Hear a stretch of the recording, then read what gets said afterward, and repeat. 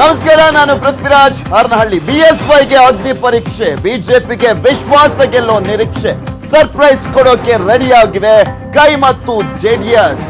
ಇಡೀ ದಿನ non stop coverage. ಬಿಎಸ್ವೈಗೆ ಅಗ್ನಿ ಪರೀಕ್ಷೆ.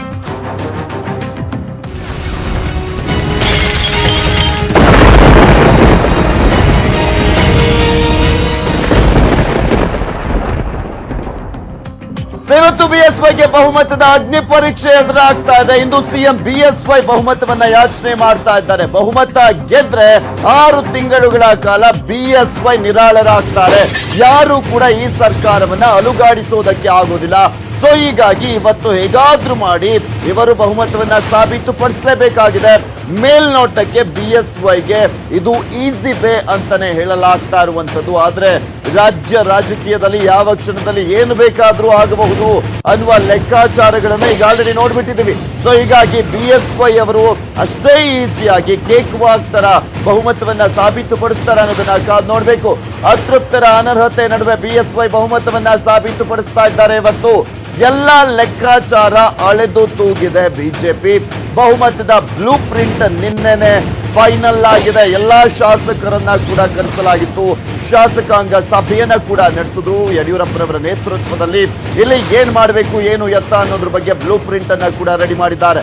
17 ಶಾಸಕರ ಅನರ್ಹತೆಯ ನಂತರ ಸದನದ ಬಲ 208ಕ್ಕೆ ಕುಸಿದೆ. 225, ಇಲ್ಲಿ 224 ಶಾಸಕರು ಪ್ಲಸ್ 1 ನಾಮನಿರ್ದೇಶಿತ ಸೇರಿ 225ರಲ್ಲಿ 17 ಜನ ಶಾಸಕರು ಅನರ್ಹಗೊಂಡಿರುವಂತಹ ಹಿನ್ನೆಲೆಯಲ್ಲಿ ವಿಧಾನಸಭೆಯ ಸದ್ಯದ ಬಲ 208ಕ್ಕೆ ಕುಸಿದಿದೆ.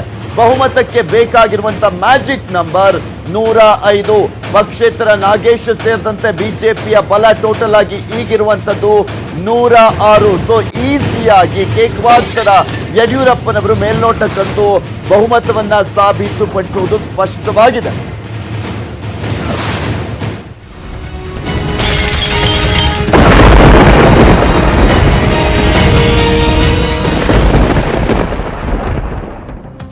ಇಲ್ಲಿ ಬಿಎಸ್ವೈ ಇಲ್ಲಿ ಬಹುಮತವನ್ನ ಸಾಬೀತುಪಡಿಸೋದಕ್ಕೆ ಮೇಲ್ನೋಟಕ್ಕೆ ಸ್ಪಷ್ಟವಾಗಿ ಕ್ಲಿಯರ್ ಕಟ್ ಆಗಿ ಅವರಿಗೆ ಮೆಜಾರಿಟಿ ಇದೆ. ಆದ್ರೆ ನಿನ್ನೆ ಅಡ್ಡ ಮತದಾನದ ಬಾಂಬ್ ಅನ್ನ ಸಿಡಿಸಿದ್ರು ಸಿದ್ದರಾಮಯ್ಯನವರು. ಸೊ ಹೀಗಾಗಿನೇ ಎಲ್ಲೋ ಒಂದ್ ಕಡೆ ಬಿಜೆಪಿ ನಾಯಕರಿಗೆ ಟೆನ್ಷನ್ ಶುರುವಾಗಿದೆ. ಎಲ್ಲಿ ಏನ್ ಮಾಡ್ಬಿಟ್ಟಿದ್ದಾರೆ ದೋಸ್ತಿ ನಾಯಕರು ಅನ್ನುವ ಟೆನ್ಷನ್ ಇದ್ದೇ ಇದೆ. ಸೊ ಹೀಗಾಗಿನೇ ಬಿಜೆಪಿಯ ಶಾಸಕರು ಇನ್ನೂ ಕೂಡ ಗೂಡಿನಲ್ಲೇ ಇರುವಂತದ್ದು. ಯಾರು ಕೂಡ ಫ್ರೀ ಬರ್ಡ್ಸ್ ಆಗಿಲ್ಲ. ಇನ್ನು ಆಮಿಷಕ್ಕೆ ಬಲಿಯಾಗಬೇಡಿ, ಮೈ ಮರೆಯಬೇಡಿ ಅಂತ ಈಗ ಆಲ್ರೆಡಿ ಸೂಚನೆಯನ್ನ ಕೊಟ್ಟಿದ್ದಾರೆ ಬಿಜೆಪಿ ಶಾಸಕರುಗಳಿಗೆ. ಬಿಜೆಪಿ ನಾಯಕರು ಆಪರೇಷನ್ ರಿವರ್ಸ್ ಆಗ್ಬೋದು. ರಿವರ್ಸ್ ಭಯಕ್ಕೆ ಬಿಜೆಪಿ ಕಟ್ಟೆಚ್ಚರವನ್ನು ವಹಿಸಿದೆ. ಎಲ್ಲಾ ಶಾಸಕರ ಮೇಲೂ ಕೂಡ ನಿಗಾ ವಹಿಸಲಾಗಿರುವಂತದ್ದು. ಎಲ್ಲಿ ನಮ್ಮ ಶಾಸಕರು ಕೈ ತಪ್ಪಿ ಹೋಗ್ಬಿಡ್ತಾರೆ ಎನ್ನುವ ಭಯ ಈ ಕ್ಷಣದವರೆಗೂ ಕೂಡ ಬಿಜೆಪಿ ನಾಯಕರಿಗೆ ಇದೆ.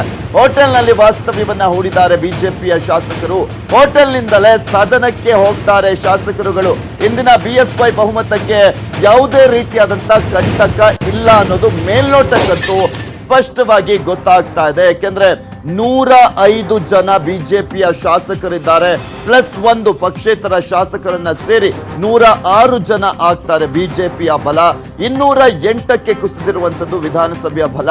ಇಲ್ಲಿ ದೋಸ್ತಿ ಪಕ್ಷಗಳ ಬಲಾಬಲವನ್ನ ಗಮನಿಸಿದ್ರೆ 102 ಇದೆ. ಸೊ ಈಸಿಯಾಗಿ ಮೇಲ್ನೋಟಕ್ಕೆ ಬಿಜೆಪಿಯವರು ಬಿಎಸ್ವೈ ಅಗ್ನಿ ಪರೀಕ್ಷೆಯಲ್ಲಿ ಪಾಸ್ ಆಗ್ಬೋದು. ಇದೆಲ್ಲದ್ರ ಬಗ್ಗೆ ಕಂಪ್ಲೀಟ್ ಡೀಟೇಲ್ಸ್ ಅನ್ನ ನೀಡ್ತಾರೆ ನಮ್ಮ ಪ್ರತಿನಿಧಿ ರಮೇಶ್ ಹಿರೇಜಂಬೂರು. ಬಿಎಸ್ವೈ ನಿವಾಸದ ಮುಂದ್ಗಡೆಯಿಂದ ನೇರ ಸಂಪರ್ಕದಲ್ಲಿ ಜಾಯ್ನ್ ಆಗ್ತಾ ಇದ್ದಾರೆ. ಎಸ್ ರಮೇಶ್, ಇವತ್ತು ಮೇಲ್ನೋಟಕ್ಕಂತೂ ಕೇಕ್ ವಾಕ್ ತರ ಅನಿಸ್ತಾ ಇದೆ ಬಿಎಸ್ವೈ ಅವರ ಬಹುಮತ ಸಾಬೀತು. ಆದ್ರೆ ಅಡ್ಡ ಮತದಾನ ಆದ್ರೂ ಆಗ್ಬೋದು ಅನ್ನುವ ಸಿದ್ದರಾಮಯ್ಯನವರ ಹೇಳಿಕೆ ಬಿಜೆಪಿಯಲ್ಲಿ ನಿಜಕ್ಕೂ ನಡುಕವನ್ನ ಹುಟ್ಟಿಸಿದೆ. ಸೊ ಯಾವ ರೀತಿಯಾಗಿ ತಮ್ಮ ಶಾಸಕರನ್ನ ಹಿಡಿದಿಟ್ಟುಕೊಂಡಿದ್ದಾರೆ, ಏನೆಲ್ಲ ಸಿದ್ಧತೆಯನ್ನ ಮಾಡ್ಕೊಂಡಿದ್ದಾರೆ ಬಹುಮತ ಸಾಬೀತುಪಡಿಸೋದಕ್ಕೆ?